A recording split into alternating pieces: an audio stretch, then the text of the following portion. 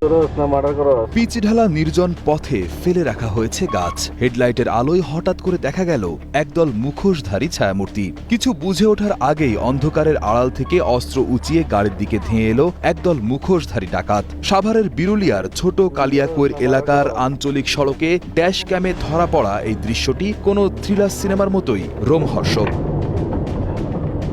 গভীর রাতে গাড়িটি যখন ছোট কালিয়াকৈর এলাকা পার হচ্ছিল তখনই ঘটে এই ঘটনা। 22 জানুয়ারি বৃহস্পতিবার দিবাগত রাত 2:30টার দিকে দেখা যায় রাস্তার মাঝখানে একটি ট্রাক আর পাশে ফেলে রাখা একটি বিশাল গাছ।